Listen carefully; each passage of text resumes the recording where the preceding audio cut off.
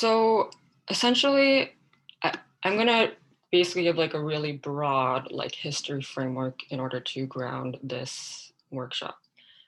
Essentially, what whiteness is a specific manifestation of patriarchy. And it's not like a unique, like patriarchy has formed independently in like all different cultures, but whiteness is like a specific form of it. So like when we're in school, we're taught like history as like, as like literally the definition of history is when the written word started. And that in itself, as you can see, is colonial because it doesn't include like oral history. And we're also taught like this idea that history is just like, it was really bad back in the day, and now we're just having a steady march towards progress. Like women had no rights, and now slowly we're getting rights, or like et cetera, et cetera. And this like limited framework of history of like the past 1,000 years, give or take, or even past couple hundred years, like it does us a major disservice because that's one of the things about whiteness. Whiteness is it's basically ancestral amnesia is a part of it. So as like if you look into like prehistory, it's you can see that actually human cultures were much more egalitarian than they are like nowadays, right? So to look at whiteness, I think it's important to look at patriarchy.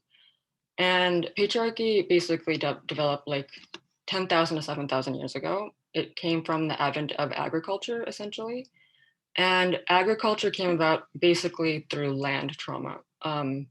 Just like, humans had like interdependent connection with Earth.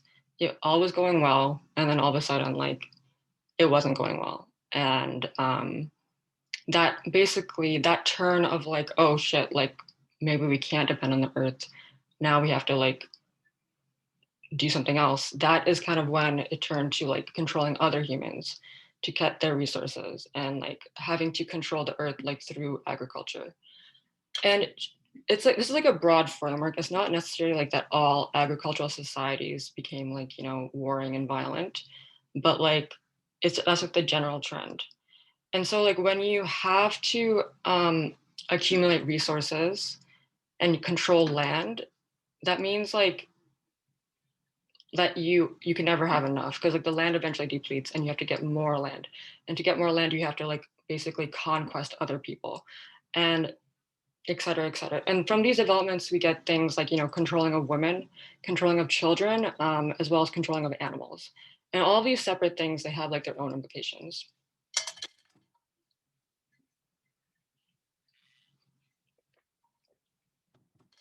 Controlling of women happens because you need to before, prior to agriculture, like nobody really cared what the paternity of the child was. Generally it's like, okay, you know who the mother is, they're going to be taken care of like by the community, all is good. Okay, the father could be like any one of these people and it's fine.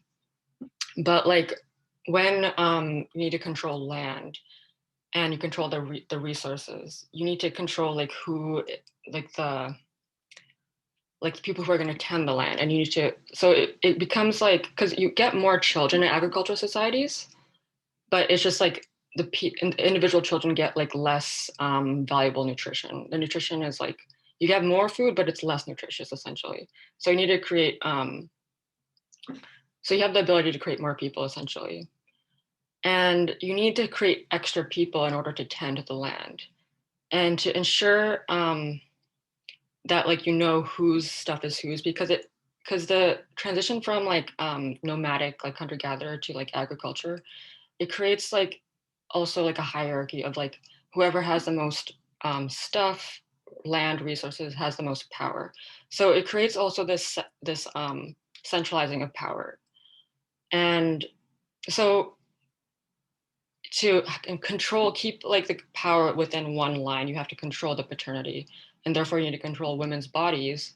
So then women become property in that sense, and children become property too. Like before, like we kind of take for granted that children are like the property of like the parents, like they're supposed to do what they're told, but that's actually a phenomenon that happened like after agriculture. Before, children were like generally considered to be autonomous beings that we were just like guiding towards their development.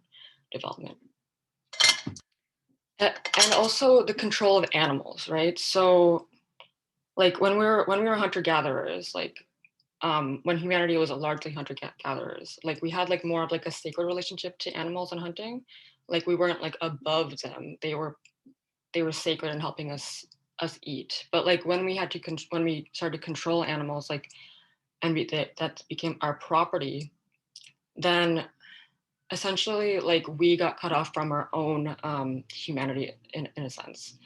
Stick with me here. That sounds like a little bit weird, but like it's like we first dehumanized animals, and that's at the stage for dehumanizing other humans. And so like when we like kind of get disconnected from animals, we get cut off from our own like animal self. And this is connected to disconnection from sex as well.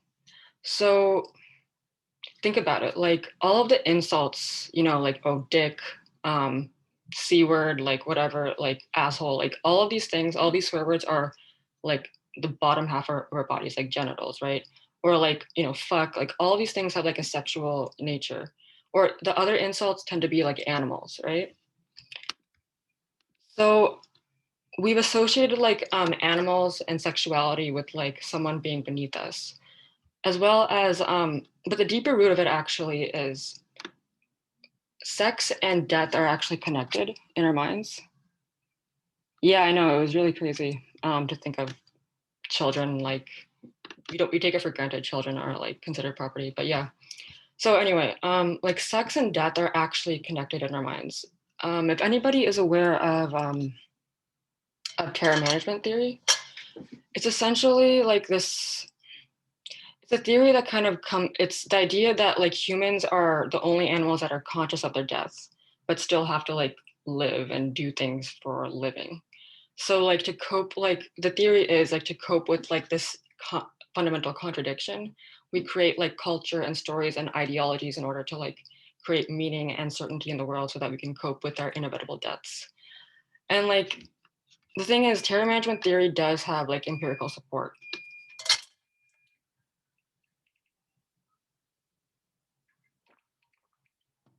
And it shows that like when people are confronted with their animalistic side, and also confronted with like death imagery or death thoughts, they will tend to like disassociate from themselves in order to disassociate from death and like creatureliness, because creatureliness equals sex equals death. So for example, like the study showed how women who were presented with like death anxiety, like death stimuli, you know, like they showed just like words about death. They expose women to like either objectified images of women or images of women who are pregnant, or images or just like stimuli about periods and stuff. So pregnancy and periods also kind of relates back to like our animal selves. It kind of reminds us of our bodies essentially. So the women who were presented with like death stimuli, like they were more likely to prefer the objectified images than the women who weren't. And this, they actually showed this for men too. It's like the men who were presented with death stimuli preferred objectified images of women over sexualized images of women. So that's kind of like really subconscious root. There's like a fear of death and sex. That's kind of like at the root of like patriarchy and whiteness. So just keep that in the back of your head. It's like very, very like, it's like, it's kind of hard to think about like, how does this apply to my everyday life? But we'll get to that. Okay, so essentially, we have this development of patriarchy, we have this development of hierarchies, right? So one of the things about hierarchies is it also creates hierarchies of truths.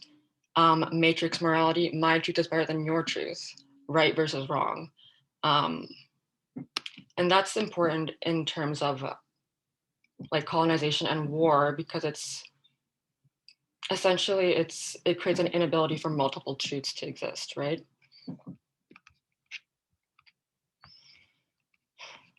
So the original trauma is like the war of like, and you know, this war is getting played out over thousands and thousands of years and centuries within Europe. And then, it gets compounded by things like, genocide of women, like with the witch hunts, plague, war, like specific wars around like religion, religious repression, that kind of thing. So all that combines, like creates like this soup of ancestral trauma that is like, that's like Europe's ancestral trauma, essentially. So all of that combined, like essentially, like it gets passed down generations over generations, and it creates like this pattern of association within the body. So this is something I have to give credit to Tada Hozumi about, who is a cultural somatics practitioner who talks a lot about like whiteness and somatics. And it's basically this idea that the Western body, or the white body, it has like it shares like a profile of basically being stuck in the head with no sensation from the top down. And that profile matches the profile of a traumatized body. Like disassociation essentially is like when you're cut off from your feeling from like the neck down or like the heart down. Christian meditation often talks about like going from the heart, but beyond that, there's the rest of the body is cut off. And this top down, like this concentration at the top and cut off from the bottom, this gets reflected in our social systems as well, where like capital resources gets accumulated at the top and everything else has left to suffer, I guess. And this also, you can see this also playing out in terms of like the ancestral amnesia as well, where like you're not aware of like the ancestral history before. Like pretty much all cultures, like all human cultures throughout time have some form of like ancestor reverence or worship, but like this kind of gets cut off with, you can see this pattern of this like getting cut off with imperial cultures, like the ancestor part gets erased. So you can kind of see like this top down like pattern emerging in like different structures and systems. It's also with like religion as well. It's like instead of like the divine being in everything, from the water to the air to the earth, the divine is like concentrated into like this male like white dude sitting in the sky raining down his fury upon everybody. So yeah, once you look, you can kind of see that in different systems in society. So the problem with this is that like, I mean, of course, there's many problems with it, but the thing is like if you have trauma plus power, then that enables a system in which you can uphold the maintenance of that trauma. So white supremacy essentially is white people are superior, everyone else is inferior. But we know like that kind of thinking matches a narcissistic pattern, right? I'm the best, everyone else is the worst. And if you look deeper at narcissistic patterns, what's underneath that is I actually feel inferior. So I'm going to project the inferiority onto everyone else. So basically, like, white supremacy is a way of keeping like that wound of I feel inferior, which is a result of ancestral trauma. And it's a way of keeping that like hidden away, projected onto others, right? So first it happens within Europe. Like the first residential schools actually were in Europe, in Wales. And then it gets transferred over to Canada, so-called Canada anyway. So first this gets replicated within Europe, and then it gets replicated like throughout the globe of like, I'm projecting that you're like projecting the inner feeling of inferiority onto other people. And that's the thing with like matrix morality as well, or like having an inability to tolerate many truths. If there can only be one right, then everyone else has to like bend to your version of the truth. So this is kind of like what's happening on a global scale. It's not just taking of resources. It's like, okay, now the native inhabitants here have to be like us because there can only be one truth. Like and also it's also like the encounter with indigenous inhabitants, it triggers like an ancestral kind of memory and longing. Like, so like the rituals of indigenous Europeans, like, you know, sitting around the fire and like having and talking about stories and like having rituals, like that gets like cut off over the centuries and over the years. And then all of a sudden, after thousands of years, like, you know, European settlers kind of encounter these like long lost rituals, and it just wakes up like that like ancestral trauma, and you know that creates like this freaking out essentially of like, you know, and so it's it's like it's either like you can sit with that ancestral pain or you push it away and push it onto the indigenous inhabitants, right? So essentially it's instead of being like, okay, what, so that's another thing about whiteness. It's basically, so you have this on a large scale. It's like the inability to feel the ancestral pain. And you also have it on the individual level of the inability to feel pain. And, you know, you can see this in like work culture, having no time to yourself. Like you, um, yeah, it's just like in everywhere. We're encouraged to be productive beings, like, and like aspire towards wealth accumulation over our feelings and felt sensations. So, so essentially, so essentially, like for example, things like Jim Crow. It's like it's like creating like an artificial like layer of like, okay, here are some people we can project, that we can create like this, we can project that our feelings of inferiority onto them and make them feel inferior, so then we can prop ourselves as, we can use them as a way, as like a something to compare against to make us ourselves feel superior.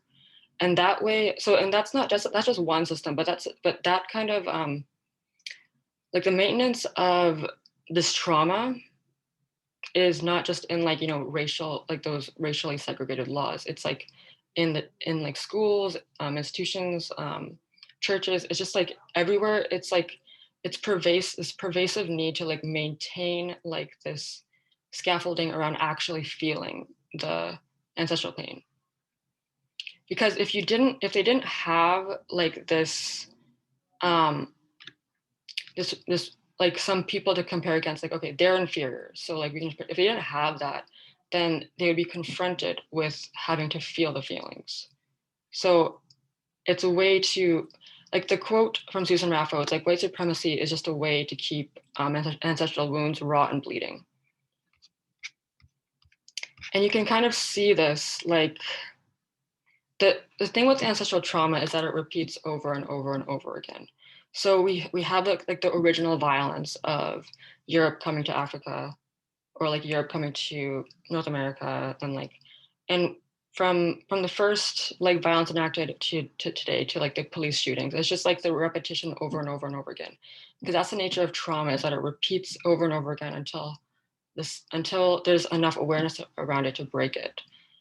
And the thing is, we don't like to think of ourselves as mediums for ancestral things playing out. But if we don't have an awareness around that, we're just going to continue it essentially.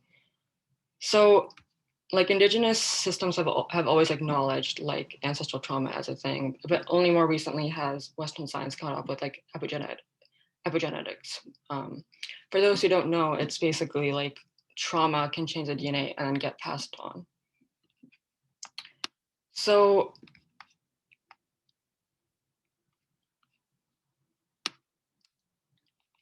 yeah, it's essentially, it's like looking at the ways in which culture feeds like this way of like not feeling, and encouraging us to continue resource accumulation, and to kind of like essentially forget our ancestral roots. So the things with like assimilation, right? It's kind of like, in order to gain access to whiteness, is essentially the price of entry to whiteness is essentially cutting yourself off from the root. And that's not just people of color who are kind of being like, we're just like the latest people to be faced with this dilemma of gaining capital by becoming more white, or having less capital and maintaining our like indigenous kind of ways. So originally, like that, you could see this pattern with like, German immigrants and Irish immigrants.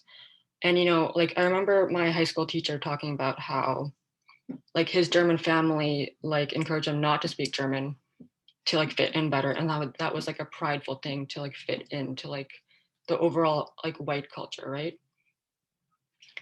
And similarly with like Irish folks, like Ireland was like oppressed by Britain in similar ways to like that other countries were around the world. But like eventually Irish people were actually considered like the same status as Black folks, like in the US. But like there was this one incident where like Black folks and Irish folks kind of teamed up against like the British people to, stop their oppression. And the British people got really freaked out and then decided to give the Irish folks like some privileges over the Black folks. And then eventually they got subsumed into like larger whiteness. So part of what whiteness is just kind of like erasure of like history and like personal ethnic identity, just to get subsumed into like the larger whiteness, right? So I've talked about like a lot of, yeah.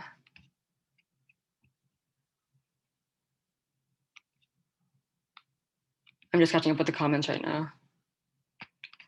Cool. Right. So, okay, I talked about like a lot of negative things, right? But actually, well, before I talk about that, I'm going to talk about some other things first. So,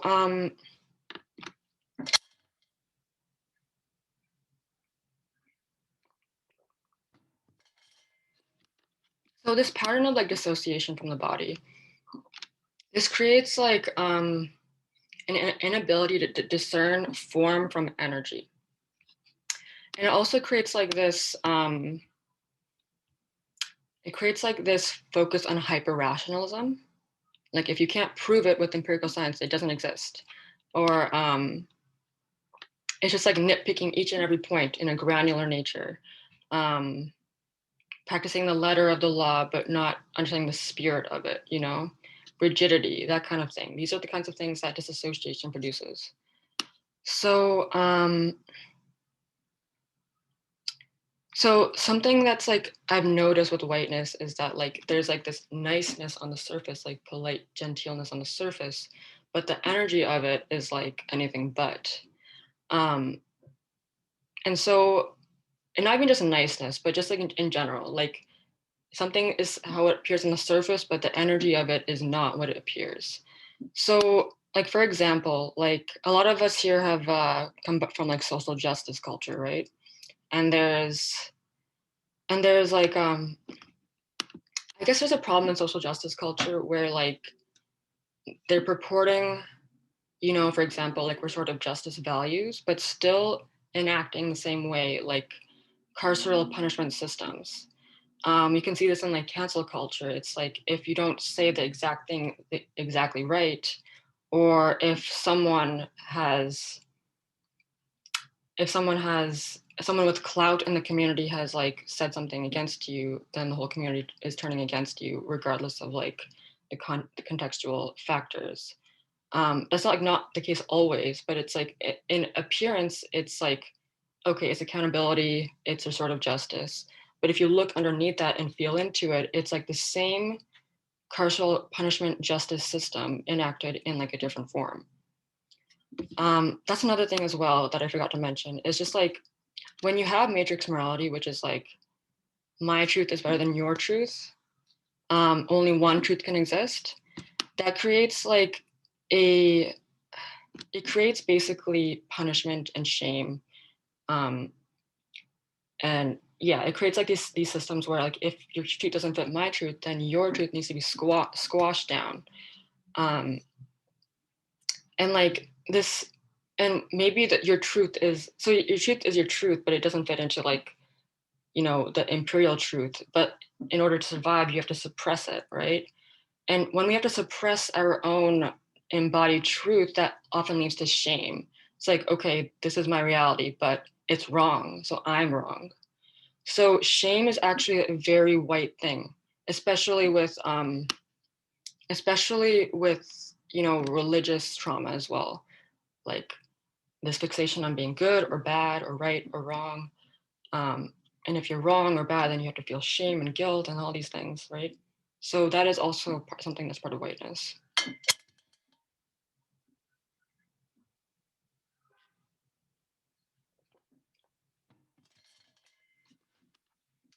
So yeah, I talked about a lot of negatives, but one of like every curse has a blessing in a sense. So it's like the thing with whiteness is that it's like disassociation, and disassociation has its benefits in some ways. It helps produce abstract thinking. So things like math and like, you know, philosophy and that kind of thing, that's kind of a result of like being so up in our head and making things like super abstract. And you know, it's essentially what's happened here is that we've replaced our indigenous spiritual technologies with like our modern like concrete technologies. Like I was attending like a tan hiding workshop, um or sorry, tanning workshop. I was saying that wrong, but yeah. So I was attending a tanning workshop, and this Nihiwa elder was talking about like how, like, you know, he talking about like how his people, like they didn't need to have a rocket ship, they could already go to the stars, right? So essentially it's like this disassociation in whiteness, and it has led to these developments in technology that um so it has its like benefits, right? But you know, there's pros and cons to that. Like we've lost like the ability to go to the stars without a rocket ship, but now we can go on a physical rocket ship. And also it's like we can use like this disassociation and abstract thinking to understand things that were may have been like more embodied before, like that you don't necessarily need to know how, like understand how the parts work, that because it's like just a part of you. Like for example, like research with attachment styles, right? A lot of that has come from basically torturing monkeys, like separating them out from their mothers and understanding like, oh, okay, so primates need to have love to survive. It's like, okay, that's great that you figured that out by torturing monkeys, but also if you had an intact culture, you could have just embodied that, right?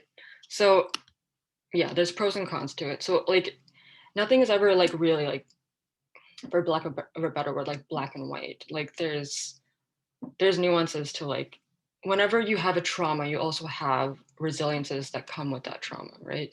So whiteness isn't any different from that in that respect.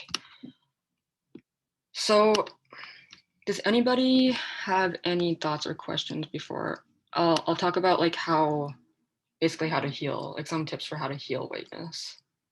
Although it's like a very all-encompassing thing that I can't give in like a top 5 tips for healing whiteness kind of thing, but I'll do my best. Okay, so basically in a nutshell, like what whiteness is, it's primarily it's disassociation from the body. Um, and that's part of like disconnection from the earth. It's matrix morality, guilt and shame, hyper rationalism. That those all those kinds of things. That's what, like, those are like kind of the symptoms of whiteness, or the roots of whiteness, as well as ancestral amnesia. So healing whiteness then is basically like the opposite of that. So it's reconnecting back to the body. It's like, you know, like we all wear like super tight pants and we cut ourselves off at the belly, and it's like that's like a symptom of whiteness. It's like cutting ourselves off from that.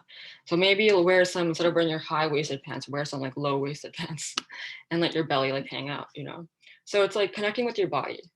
um and really getting in touch with like embodied wisdom, like not always needing to rely on like logic. So it's also taking time to feel your feelings, not always rushing to be productive all the time. Feelings, they require a lot of space, and that's just space that we're not encouraged to give ourselves in like this hyper-productive world.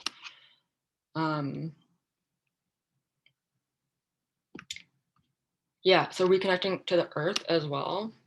So some basic exercises that you can do is a meditation where you just imagine the parts of your body like melting into the earth, or imagining like grounding cord to the root of the earth. You can also just go into nature and just like kind of feel, just like really feel the sentience of like the life around you, you know? Like we a lot of us, we go through a trail and we're just stuck in our heads and we're just going from point A to point B. And it's like, that's also a colonial way of like relating to the earth. So it's just like take a minute and actually be in relation to the earth. So more ways to heal whiteness is having a basic understanding of your family history.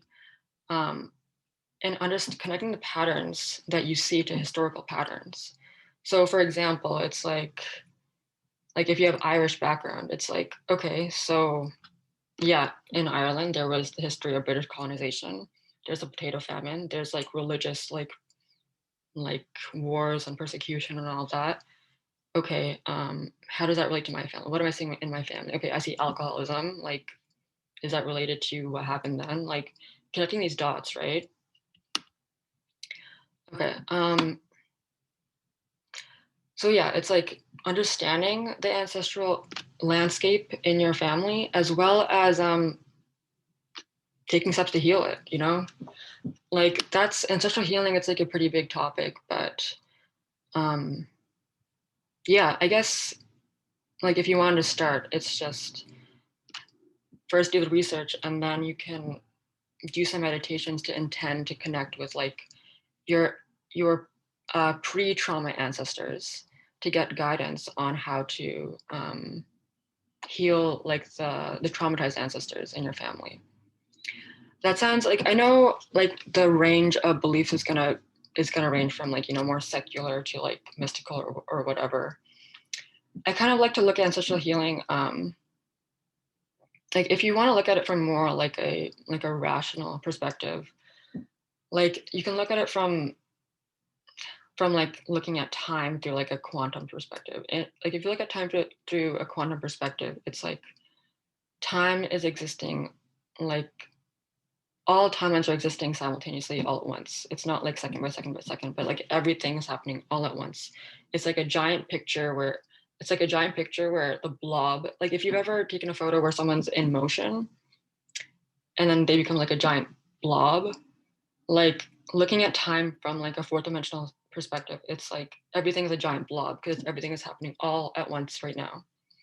And that's how healing can work essentially, because since time doesn't exist, you can, it's happening all at once. It's like you can go back in time, and like your brain essentially doesn't recognize as all traumas is happening right now, right? Doesn't really, the part of your brain that processes trauma sees it all happening, like doesn't differentiate between time.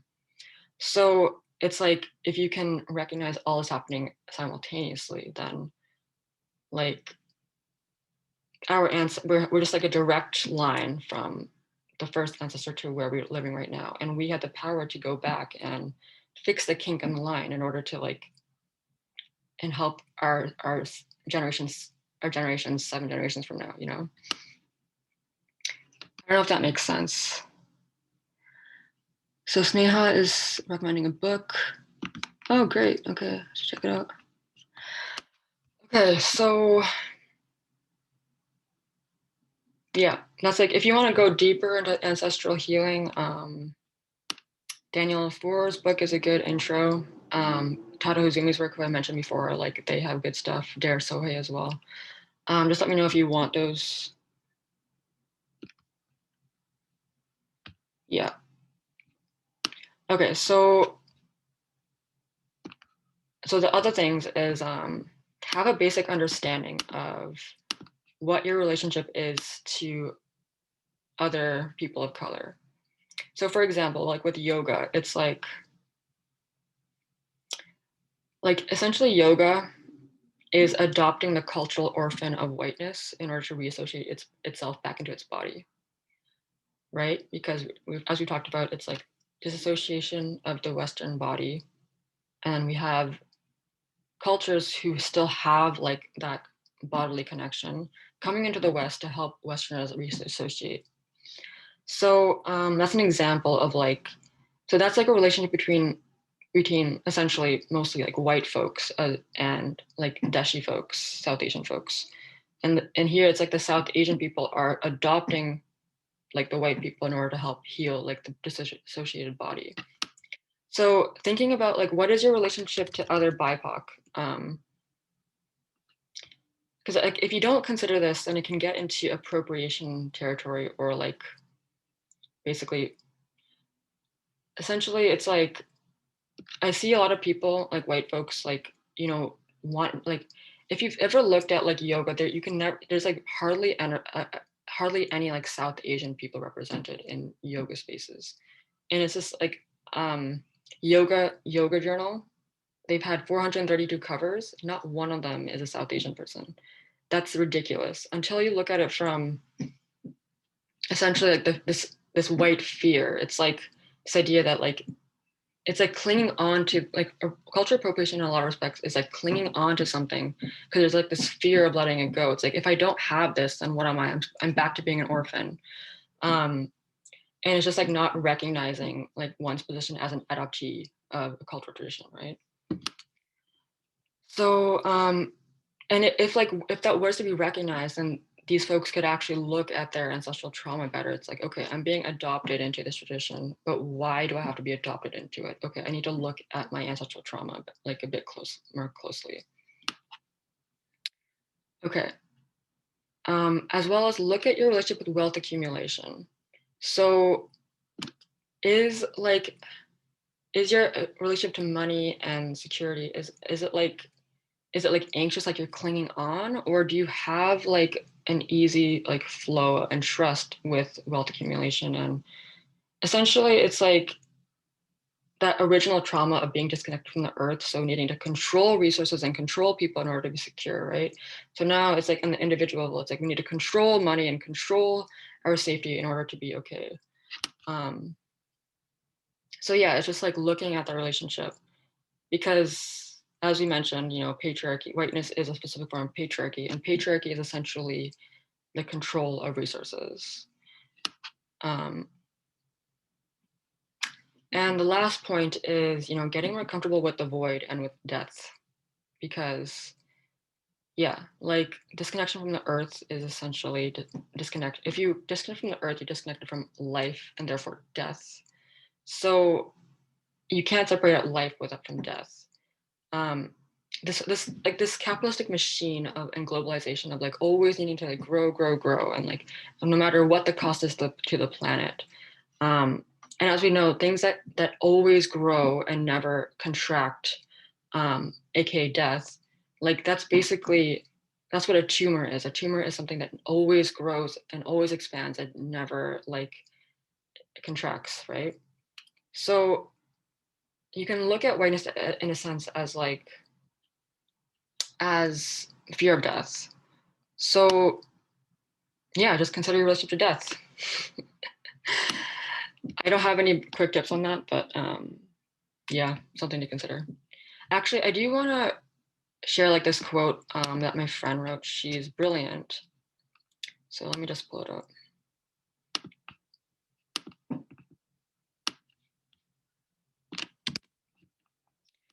So yeah, like I think, because yeah, like, so whiteness, you can also look at it as like it's narcissism, right? It's like, and narcissism is, okay, not necessarily whiteness. Let's say white supremacy is essentially narcissism. It's like everyone else is inferior, I'm superior. But underneath that, it's like I feel inferior, so I need to pretend to feel superior and project that inferiority onto other people. My truth is much better than everyone else's. I have to squash in everyone else's truth. Um, so it creates like, but the thing is, it's like whatever, it's like pushing away something but it's also, so like narcissism is like projection, right? But there's also this projection of the things that we've disowned. So for example, like, as I've talked about before, like disconnection from sexuality. Um, yeah, I guess sexuality and death, like, so these things, like obviously you can't run away from sexuality and death. You can disown them, you can't run away from them. So what happens a lot of times is projecting these onto like other racial groups. So in the US, it's like basically a lot of the times like this is projected onto like Black folks. In Canada, it's like more Indigenous people, and like, you know, all people of color are kind of like to varying like in a sense, like different racial groups have like a different relationship, but it's also kind of like similarly lumped. So you can look at like how it's similar and how it's different, but like essentially there's like this projection of like sex and death onto like other racial groups. So for example, you know how like Black women are hypersexualized in the US. So it's like this fear of sex gets like projected onto other people's bodies, as well as the fear of death. So I'm just gonna write this quote in here. Let's see.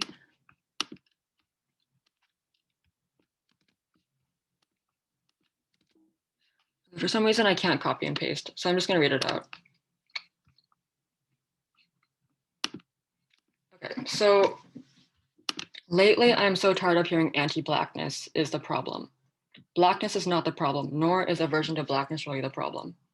Clearly, there's a magnetic attraction to blackness that's still expressed in all kinds of anti-black behavior, from appropriation to violence. We see over and over again how the cops simply can't keep their hands off of Black people. We see how the media is entranced by Black pain. The world craves intimacy with blackness. Fear of death is the problem. The myth of death as only an ugly, scary, empty Black thing. The lack of a fuller understanding and relationship with death is the problem. I'm realizing white supremacy cannot abide a fear of death occupying white bodies with it. White supremacy is an imperial spirit, and it aims to drive out the fear of death in white bodies by projecting it onto Black bodies. It can't reign supreme over the fear of death when it fears its own death, as it well should. Once I realized anti-Blackness was fear of death / the unknown, and I faced death and began to have a deeper relationship with her, I could start to let go of my own fear of white supremacy dying. White supremacy has a body count already. My fear won't lessen it while it's in its death throes. It will only contribute. And after death, there's rebirth, so the work is also there, in healing and facilitating more balanced spirits to take sovereignty over their bodies. So yeah, void, shadow, like it's all related, right? It's like whiteness is like an inability to do shadow work, like look at like the pain and the fear, and yeah. Yeah, I will definitely do so, Sneha. Okay, so yeah, so as you can see, it's like, as with like all healing, it's like you can, if you look at the surface level, it's like, okay, white people are oppressing everyone else. And it's like, yes, that is true on one level. But on the other level, it's like, actually, whiteness is scared shitless. White supremacy is scared shitless. And it's like doing all it can to like just not face itself and just like project onto everyone else, right? So I think looking at it in that vein,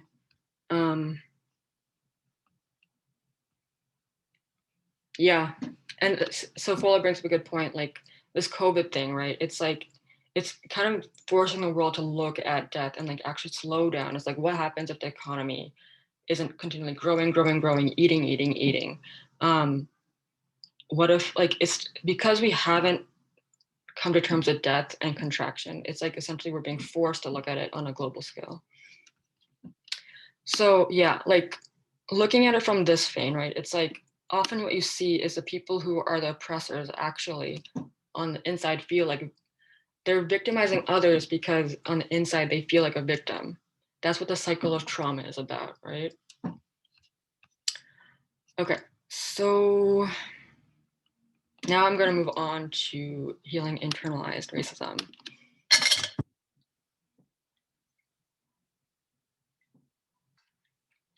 Yeah, so Calvin's saying white people are still, so yeah, I'm not saying that it's not, I'm saying like, this is, the perpetuation of white supremacy is basically the perpetuation of ancestral trauma. It's like, like so that's the thing. It's like if white supremacy has control over everything, it has the control to never look at its own pain, because looking at pain is uncomfortable. Like most of us who have undergone a healing journey, like if we knew what was going to happen, like immediately afterwards, we wouldn't want to do it. Like at the end of it, we can see like, oh, that was awesome because I'm such an up-leveled person. But like going through all like that uncovering of pain and like shadow and stuff is really like, it's really unpleasant.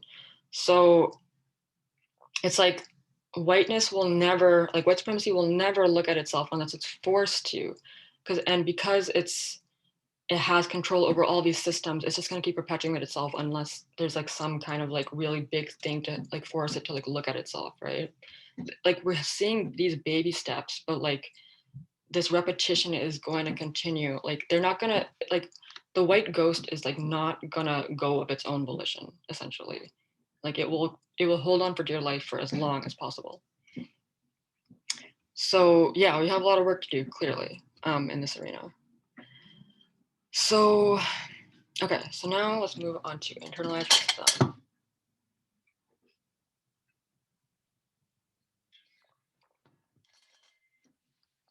Okay. All right.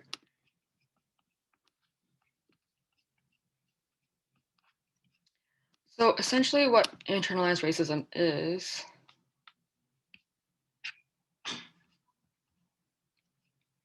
yeah, essentially what internalized racism is basically taking on whiteness for ourselves. So it's kind of like the cycle of trauma, right? It's like, I'll give an example. It's like, okay, a kid grows up, the parent says, you're not enough, you suck. And the kid feels sad and takes it on. It's like, oh my God, my parents said that I'm not enough and I suck. But little does the kid know that has nothing to do with the kid, like at all. It's just the parents' own shit that they're projecting onto the kid. But the child doesn't know that, and essentially grows up taking on what's their parents, always thinking that it's theirs, but it's actually their parents, and then they pass it on to the next kid, their kid, right? That's basically intergenerational trauma in a nutshell. So that's kind of what's happening with internalized racism. It's like white culture has projected onto people of color, like there's like a feeling of shame and inferiority, right? So it's like, I don't want to look at this, I'm going to push it onto people of color. And so people of color unknowingly have taken on, like white people say, or white supremacy says, you're inferior. And then people of color have like subconsciously taken this on as like, okay, I am inferior. Um, so so so healing internalized racism then is like recognizing when we've taken this on unknowingly. Of course, it's easier said than done, but that's just kind of like a basic principle, right? So, like for example, like if someone calls you a blue alien, like, are you gonna be offended if someone calls you a blue alien? No, right? Because blue alien carries like no weight whatsoever as an insult. Like, it doesn't mean anything. But if someone calls you like a dirty immigrant, then like all of a sudden it has like this. It had like this insults carry weight because it's like of the meaning and like the socialization it's been given, right? But the thing is, like, what we can do is we can erase like that weight that's been put onto it and like see it for what it is. So essentially, like any of these racial epithets, what it's underneath is like, okay, I feel inferior, I'm gonna push it onto somebody else. So instead of like taking it on as like, okay, I am inferior, when we feel triggered by like any kind of like race, like micro or macro aggression like that, it's like essentially we are taking on like like what they're saying as our own. But if we can look at it as like they're calling us like a blue alien, like like we're divorcing the charge from like from what they're saying, as well as giving the ability to separate out like what's theirs and what's ours. So when we were able to do this, like we can see that it's actually just about it's actually just about like ideology. It's like we can take it less personally. It's like, okay, so this person grew up in a way where, I don't know, they grew up in a way where they were taught racist ideologies. So it's not actually about me. So it's like similar to the kid being like, okay, it's similar to the kid like looking at their parent and being like, okay, this my parent is saying mean things to me, but it's actually not about me. It's about my parent. Like it's a similar thing like with racism. It's like being able to be like, this is actually about them and it has nothing to do with me whatsoever. Right? Okay. And like when we do that, then it takes away the power and we're doing our part and like in stopping the cycle of racism. Because like when we cut off the power from these words, like we're not taking on the you're inferior of these words, then they don't have power anymore, right? Okay, so the thing is, it's like we're socialized to. So I'm sure like a lot of us grew up like where if we grew up in a city where there was other people of color, there was like this idea that um, you know, fresh off the boat, you don't want to be a fresh off the boat, right? There's like this idea of like wanting to get closer and closer to whiteness. Um, so this idea of like separating out like so I guess this context depends on like if you have like come from an immigrant background or not. Um, but yeah, it's like this idea of like we're so being socialized from a young age of like being closer to whiteness is being more proximate to like social power and social prestige, right? So thinking about like thinking about like this history of like when did you start learning that like that being a fob or being like um when did you start learning that wanting to gain proximity to whiteness was something that was desirable?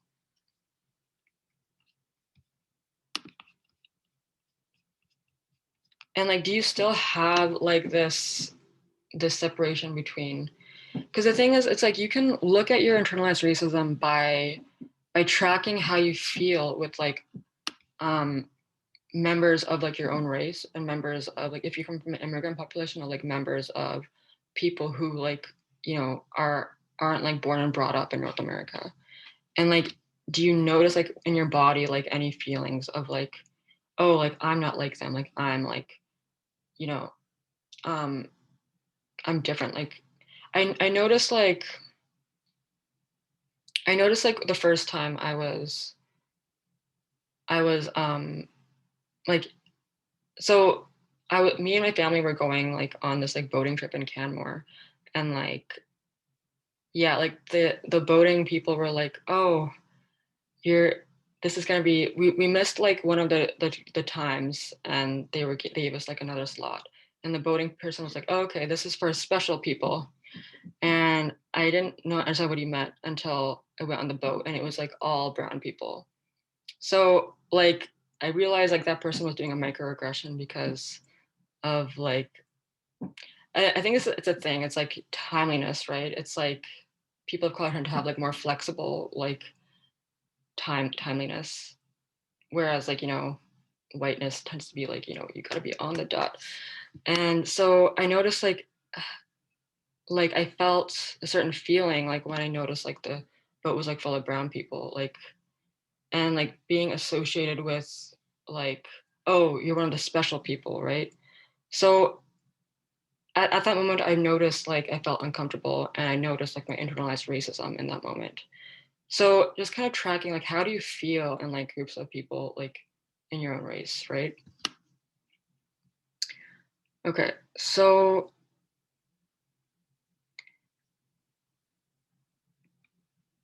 it's like we grow up like a kind of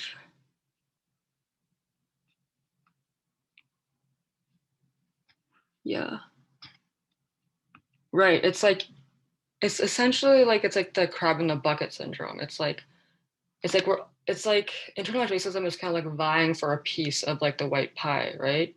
It's like anything to differentiate yourself from like those people. Like I'm not like that. I'm not a fob. I'm like, you know, westernized or whatever, right? I personally actually didn't, I personally never had like this thing against fobs, but like I noticed that a lot of people growing up like had this kind of thing. What do you Yeah, so Sneha is bringing up a point. So the thing is, it's like this thing of like a lot of features of whiteness are not particular to whiteness. It's actually particular to patriarchy. So, I mean, there's some things that are specific to whiteness, but generally, like this pattern emerges independently in different regions of the world. So you'll see a lot of parallels between, yeah, patriarchy in Europe and patriarchy in India, patriarchy in China, because it shares like similar roots. So, yeah. So yeah, for example, Brahmanism, it's very similar to that. Yeah. Yeah, I know, and Brahmanism is similar to whiteness is because also one they are from Aryan, European region, and they really believe in the superiority of their genes. Thinking of the forest dwellers or the Adivasis as less than or animalistic. So Yeah. yeah, Yeah. So I think it because yeah, we like to think of it as just like this thing is only whiteness, but it's like it's helpful to think about it's like it's patriarchy actually, like developed in like different regions of the world. So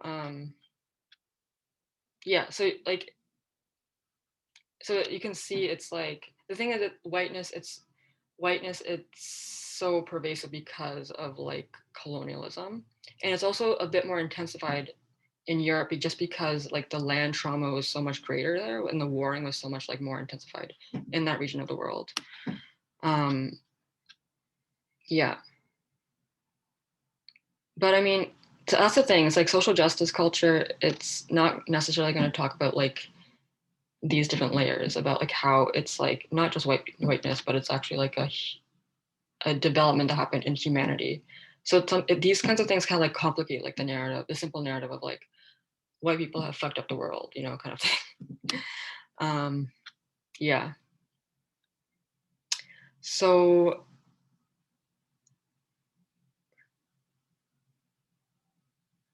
okay, so we grow up.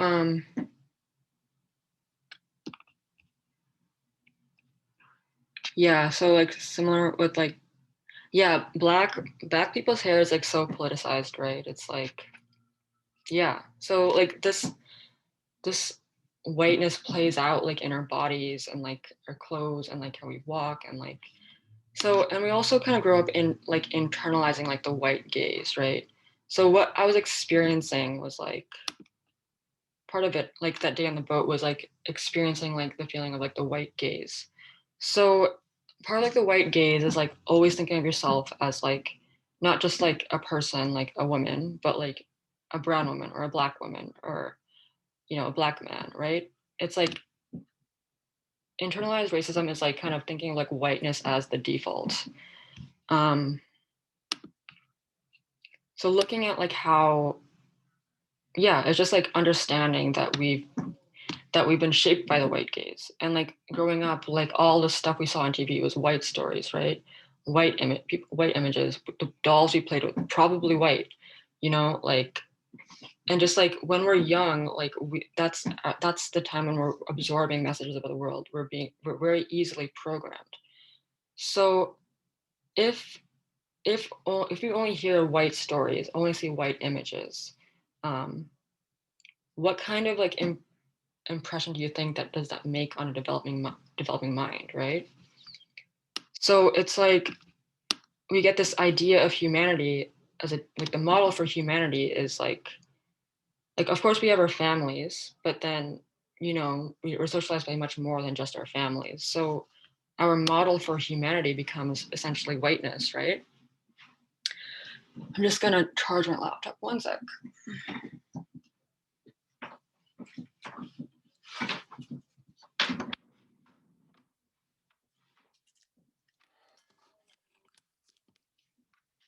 So that's something to think about. Okay, so there was like this study with young black girls who were basically shown like images of like various skin tones, one from like very dark to like very pale, and they were like as young as 5, and they were asked like which is the most attractive skin tone, and all of them said the whitest one was the most attractive. And when they asked which one was the ugliest, all of them said it was the darkest one. So like this internalization happens young, so young, right? And you know, I read that study and like I thought like obviously that's fucked. Um, but then I didn't really connect it to like my own upbringing of like having basically 20 white dolls and like one Hispanic doll. Like if I was given that study, I don't know, like I very easily could have done the same thing. Um, yeah. So yeah, that kind of ties into like politics of desirability. Um, so like in terms of like, so the thing is, what we consider desirable is socially constructed. You can kind of see this. You can see this like when you look at the changing. I'm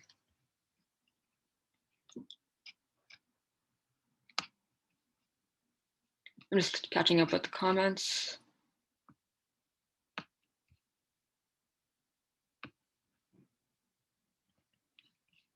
Yeah, yeah. So it's like you know, Jairus was talking about the Philippines. You know, like also in India, right? It's like celebrities are like you know the thought to be more attractive if like they're lighter skinned or whatever. Um, yeah, I think in India, a lot of like the obsession around like light skin is it's not fully just because of colonialism from Britain, but it's also like from Brahmins as well. Um, yeah, so it's just like examining like the media and like what kind of ideals did it imprint on you, as well as like politics of desirability. It's like okay, who are the romantic leads, and who are the like you know who's like the one to be like pined after, and who's like you know it's usually like white people, right? So this kind of plays into like in our dating lives as well and what we consider attractive. um like when you're in a culture you kind of don't see how desirability is socially constructed, but if you look at history and how malleable it's been, it's like if you look at like the fertility dolls, like the attractive women were like you know bigger women, voluptuous women, and that makes sense because bigger means more fertile. But through various developments it's like turned into you know it's like skinny is like considered to be beautiful. Skinny and blonde, right? That's the prototypical of what someone who's attractive is. So it's like if you're seeing like this is what's considered desirable, like how do you think that is affecting like your own self-worth, right? And your own and who you date.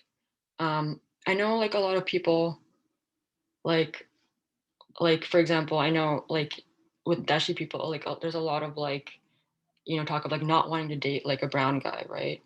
Um, a lot of that does have to do with like, you know, South Asian patriarchy, but also I think a lot of it has to do with internalized racism as well, right?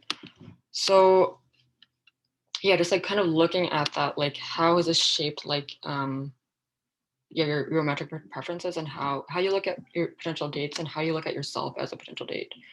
Um, yeah. And the thing with that, it's like that's kind of tying into that's like a specific area of like not enoughness, but not enoughness kind of it plays out in different areas, right? It can play out in like the workplace. You know, workplaces are shaped by like white values. You know, for example, it's like, you know, office talk, like how there's like a specific code you need to do in order to like address.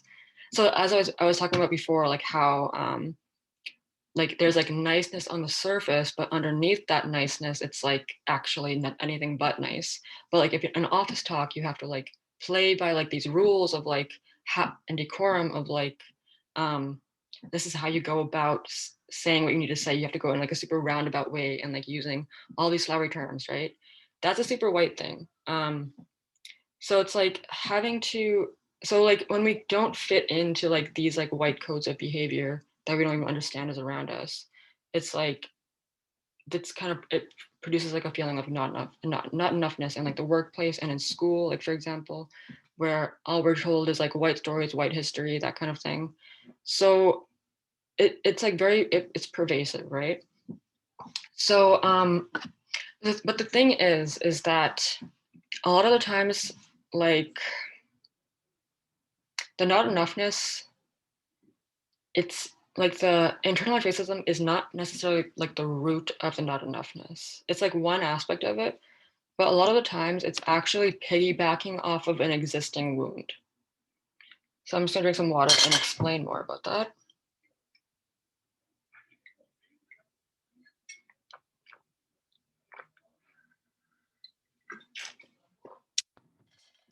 Okay, so for example, like the not enoughness wound is super common in like everybody, regardless of if you're white or like BIPOC. But in terms of like, BIPOC inheriting like this I'm not enough belief, it's like, for example, it can arise from, not receiving like enough attention from a parent. That can create the belief like I'm not enough, right? So that's like an original imprint of I'm not enough. And then like you see images in the media like that like show like only white people are desirable. And then so that adds a layer to the I'm not enough that was already there. But like that's not the root of it, right? So it's just kind of thinking about, yeah, just kind of thinking about how if you go to the root belief, you can also eradicate like the associated like whiteness that's like kind of piled on top of those beliefs. So yeah, because like we see what we believe. It's not believe to see, it's like we see what we believe. Like we know from like studies of confirmation bias and self-fulfilling prophecies, it's like our existing ideologies shape what we perceive in the world, right? So for example, I I I was going out with my friends one night, and I noticed like so my friends were white and Asian, East Asian. Um and we went to like several like different like clubs. And so I noticed like in each instance, like people would come up to talk to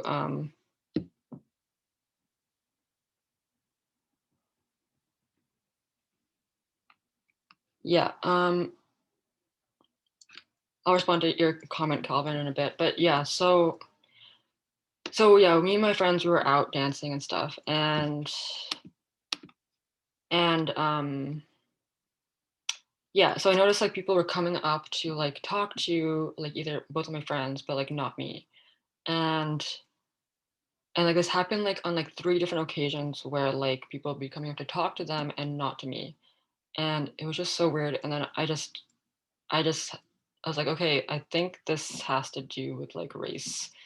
Um so yeah, like obviously I felt shitty about that and that sucked. But then the thing is, it's like I had that narrative of like people weren't talking to me because of my race, right? But then when I thought back to that evening, um, like there was actually like this guy who literally like he was like staring at me for a while, and then eventually he came up to like stand next to me, like really close to me. And I didn't know what he was doing. Like he didn't say anything. He just came up to stand right next to me. And I was like, okay, this guy is just here to stand next to me, I guess. And then I suddenly clicked like that actually he wanted to talk to me, like to flirt with me, but he was too shy to do so. So um but like that part like never entered my narrative of like people don't want to talk to me because like they're less likely to talk to me because I'm brown, right? So it's like it's like we're programmed with like racism essentially, and then what we see out there is racism. It shapes like our reality, even though it's not necessarily always the case. Like sometimes of course it is the case, but then it's not always the case. So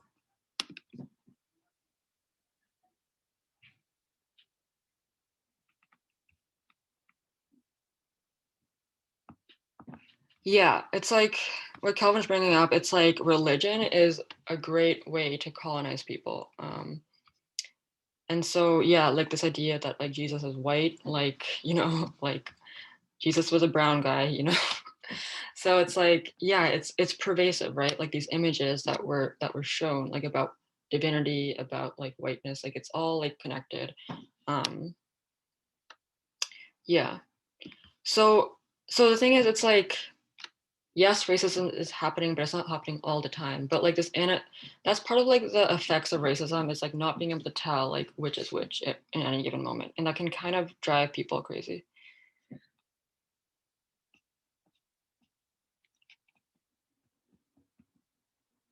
Yeah. So one thing, it's like, so if you consider like everything that's happening to you as because someone's acting racist, then that's gonna cause like stress in your body, right? Like everyone's racist to me all the time.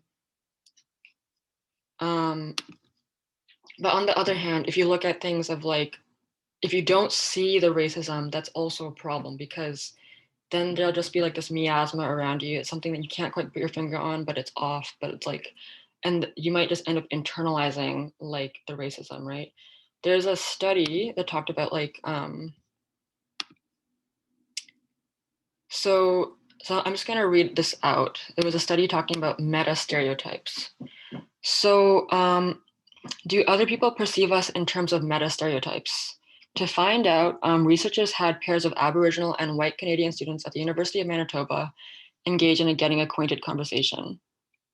So basically, what happened was that um, the white Canadians who were high in prejudice felt that they were stereotyped by their Aboriginal partners, when in reality they weren't. And the low prejudiced white participants did not feel as though they were stereotyped by their Aboriginal conversation partner, and they were right. But here's the thing: the Aboriginal participants who were paired with the high prejudice white partners, they didn't perceive their white partners to be prejudiced, but they did report feeling self-critical, ashamed, and angry with themselves. So what happened is that they internalized that prejudice, right? So, so as you can see, like being yeah, Foor is bringing up mirrors. So it's like, yeah, that's kind of getting more into like a metaphysical thing of like, if you have like this belief, then it's like attracting people who kind of mirror that belief. Yeah, Snea, I can go into that at the end. I'm doing so brings on trauma. Okay, I will address that at the end. Yeah, that's a good question.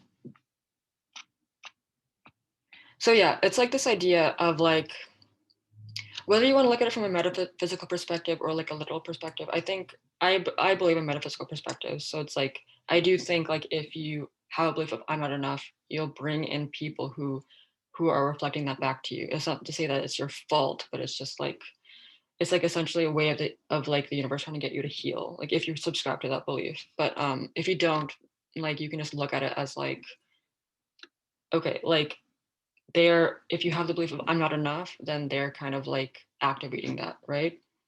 So but essentially it's like having either extreme of like not looking at, not understanding racism around you, kind of seeing everything as just happening not because of your race, that can lead to internalizing the racism. But like seeing as everything is because people are racist, it's going to put you on edge, right?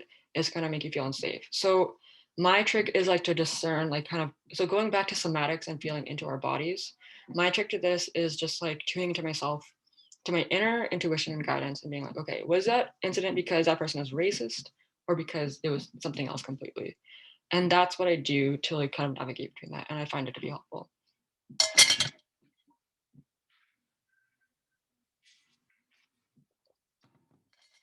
If it turns out that person is racist, then feel your feelings about it, and then try to like separate out like that's their ideology and that's their shit from like taking it on for yourself. I like to imagine like if I'm taking on someone else's shit, just imagining their shit like leaving the bubble of my body and going back to like where it belongs. In a really simplified way. So sometimes it's more complicated, like because if you have inner wounding that resonates with the shit that they're projecting onto you. That's a whole other story, but yeah, in general, that's what I like to do. Okay, so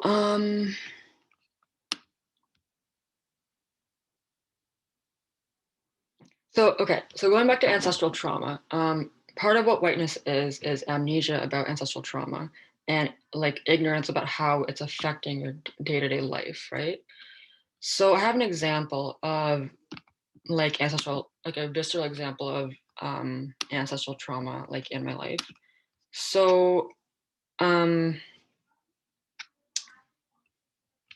so basically like I was noticing like a lot of like conflict happening, like and feeling like very triggered by the conflict happening. It was happening all like in the span of a month and just feeling like a lot of anxiety about it, which I don't usually feel anxiety.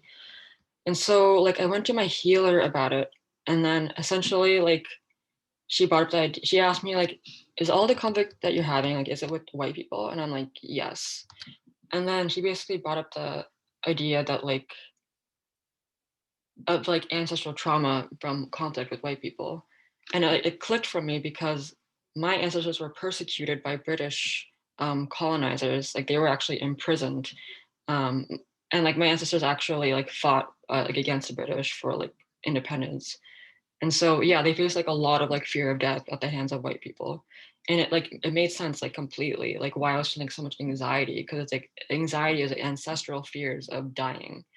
Um, so it's like so yeah, it's like looking at like I've always thought like I've always believed in ancestral stuff, but like having like that concrete example of like how it was playing out in my life was just like, oh shit, okay, that's a thing. So yeah, so looking at so same with like the advice I gave for healing whiteness is like having a basic understanding of your history, um, and comparing that to like how your family is now and what is the connection.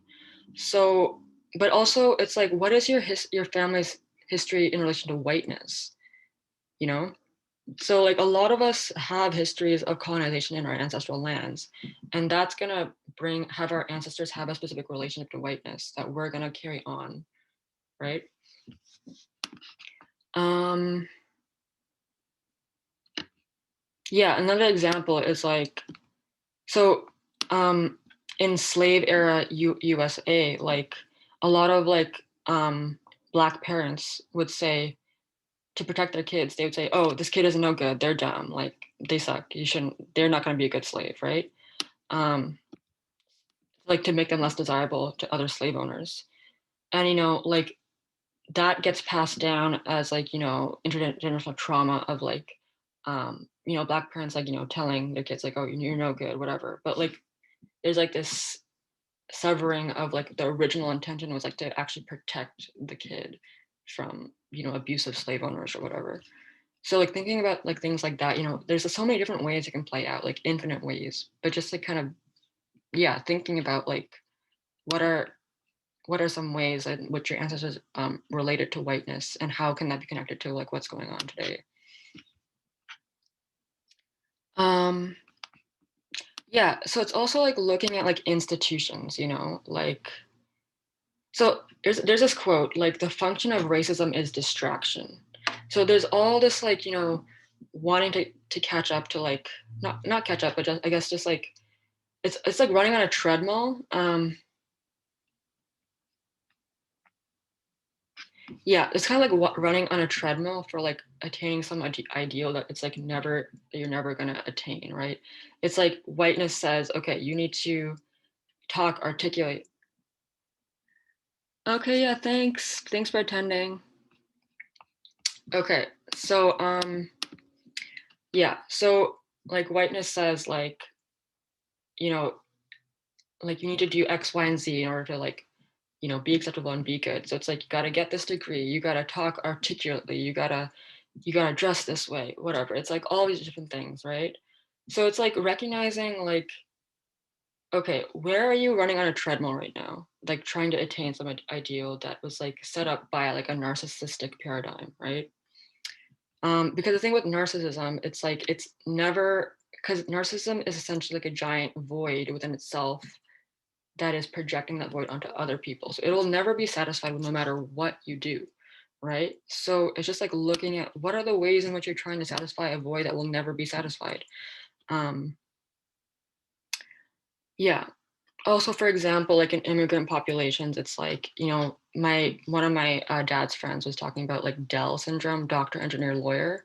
There's like this obsession with like wanting to get into like these professions. And it's like essentially like a symptom of colonialism. It's like if you got into these programs, you were acceptable by whiteness, and then you got the prestige and the status, and like it's a way to ensure safety and all these things. And it's like looking at, if you look at like, you know, what are some stereotypes about your cultural group, and it's like, okay, is in any way these stereotypes, are they like a trauma response or like a survival strategy in any way? That's something I'll look at as well.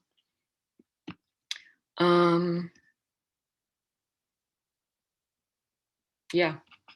So to heal internalized racism, so here are some tips for that. So we've been programmed with like white images, white stories, right? So we have to undo that. We need to surround ourselves with like diverse stories, diverse images, right?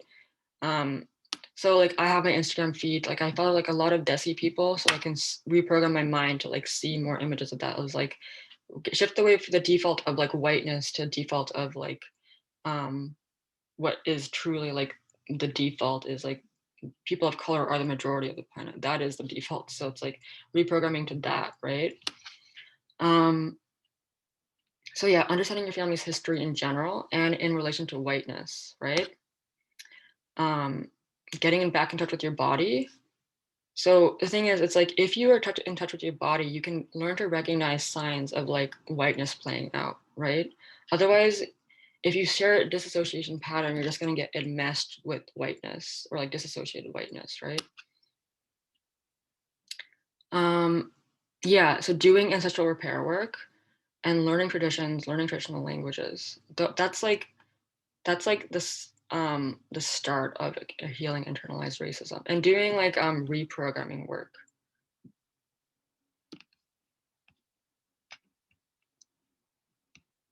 Yeah.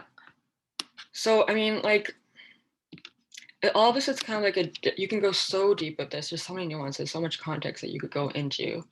But yeah, that's just like the big picture of like healing whiteness, healing internalized racism. So does anybody, before like I open it up to like general discussion, does anybody, and I'll also talk about Sneha's question. Do you have to have any pointers on how does one go about connecting to your ancestry and ancestors when doing so brings on trauma of patriarchy and oppression for so long? So Sneha, so that's actually a good question. It's like, okay, what about my problematic ancestors, right? So yeah, so the thing is, problematic ancestors are problematic because they have trauma. So it's like they are kind of calling in to mind, like they're if their problematicness is like very present for you, that's kind of your indication that like you need to work with that problematicness and their trauma. The thing is though, like you don't have to do it like on your own. Like you can actually enlist the help of the well ancestors, the ones who aren't traumatized, to help you heal that family line. So my tip is like if connecting with the ancestry brings up trauma, patriarchy, and oppression for so long. So yeah, it's like actually. Oh, do you want to? Yeah, go ahead and speak if you'd like. Oh, okay. No, all right. So I just wanted you to see me so that you're able to see a person, not just a screen. That's why. okay, cool. Yeah, it's nice to see people's faces. As you Yeah. So the thing is, it's like thing is, number one, it's like feeling the pain. Like you got to feel it to heal it. There's like, I'm sure you already know that, but I mean, it's just like your level of like how much are you willing to feel and in like within your range of tolerance, right? But like you also don't. So yeah, part of it is just like actually just feeling the pain. But the other thing is like, yeah, enlisting the help of like the ancestors who are not traumatized. So going even before those ancestors into more like even millions of years ago, perhaps, you know? And it's actually very simple to it's really easy to bring in the well ancestors. Just make the intention. You can actually like in your body right now, just like if you do a couple of breathing exercises, like into your belly, into the ground, and just make the intention to call forth the well ancestors right now and just feel where they are in your body.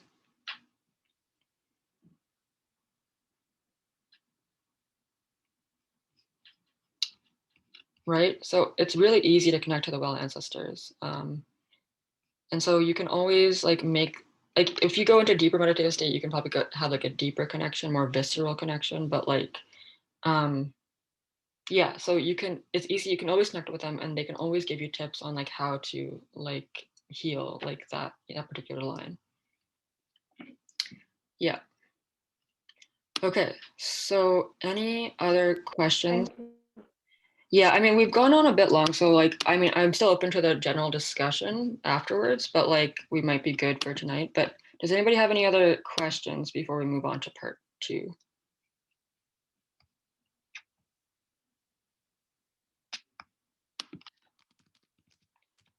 Okay, cool. So I'm gonna write in the chat like the some resources for people. So yeah, that's like a good, that book is a really good intro to ancestral healing. And here's this link that talks about like whiteness as cultural complex trauma. Um,